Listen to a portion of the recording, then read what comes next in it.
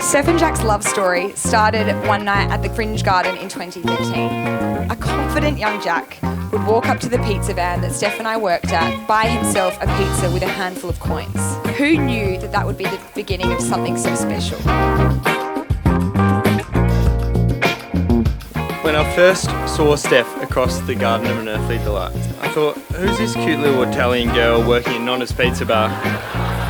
Little did I know, she was in fact of Scottish heritage.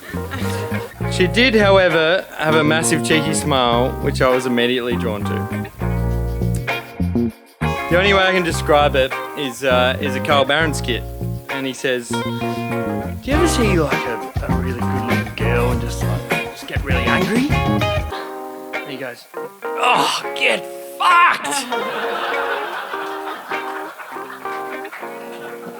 That was what was going through my head. I was hook, line and sinker pretty quickly.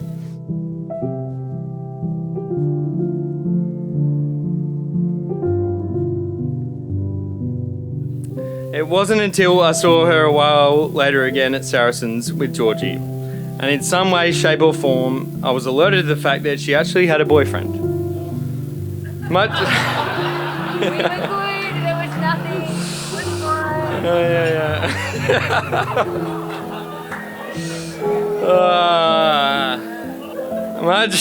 Much to my person now, that disgusts me, but I didn't stop trying. It didn't work, unfortunately, and after months of trying every Thursday night at Saracens, I retreated and didn't see Steph for many years.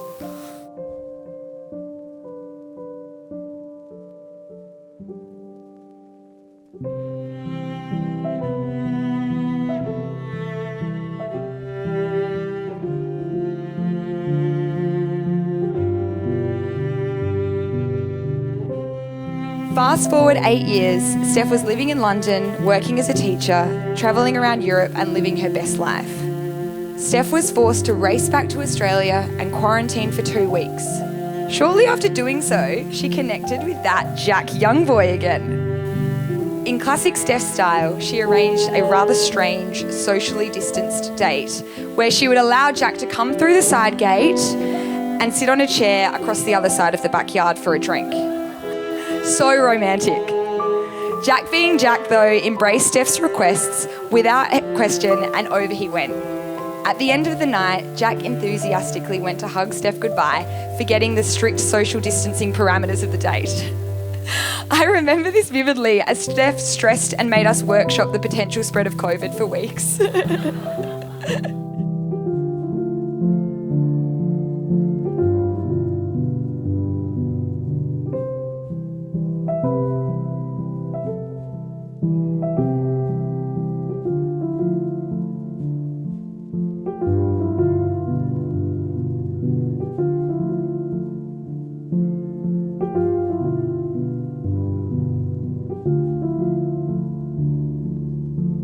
But the first time I knew I was in love with Steph was sitting around the dinner table randomly with Grandad. Steph was talking to my granddad and asking him so many questions about his relationship with my nan and how it all came about and his time during the war.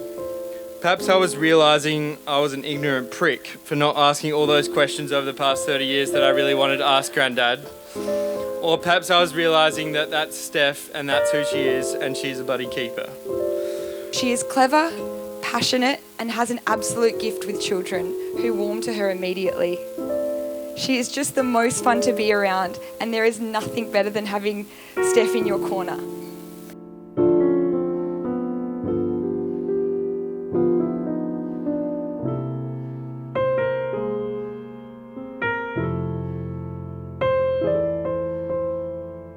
To see one of my longest and closest friends get married to the girl he loves has been so special.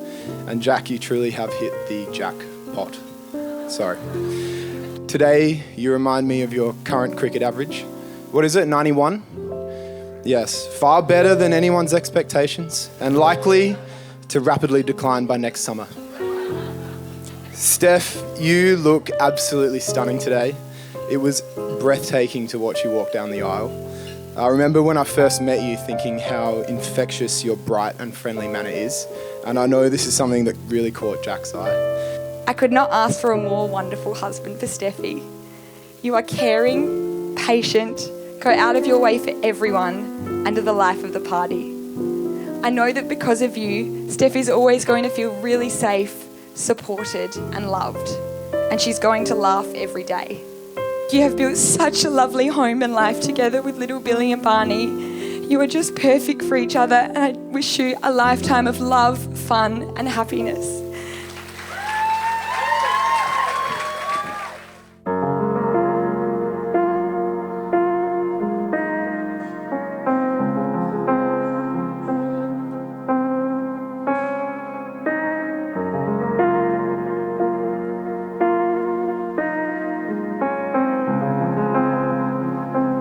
You are the most generous and kind person in the whole world. You are always committed to making life easier for others.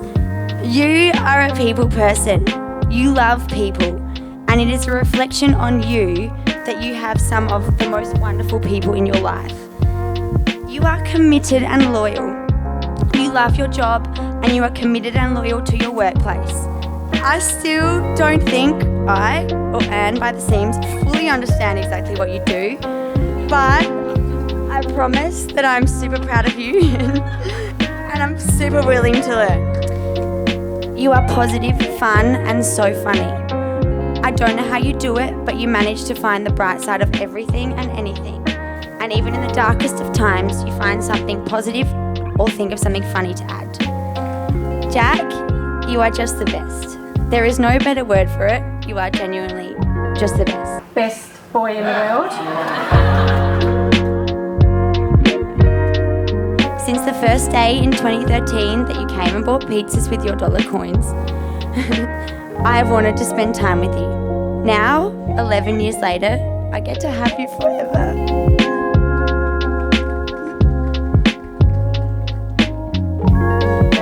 I love who you are in every single way.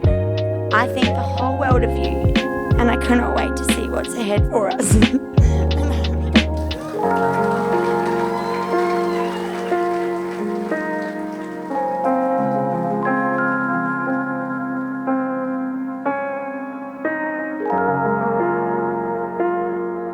We recently saw Tim Minchin perform, who described marriage as like watching your favourite person decay. It's an interesting thought, but it's the kind of truthful thinking that I like. Instead, though, the only real truth from that, though, is, Steph, that you are my favourite person. We're not here forever, which is what makes life so magical, and that's why we should do everything we love with passion. I promise to do that with you, Steph. And as Elton John says in your song, I hope you don't mind that I put down in words how wonderful life is while you're in the world. I'm proud of a bit in my life, Steph, but I'm proudest to be your husband. I cannot wait to see what life brings for us.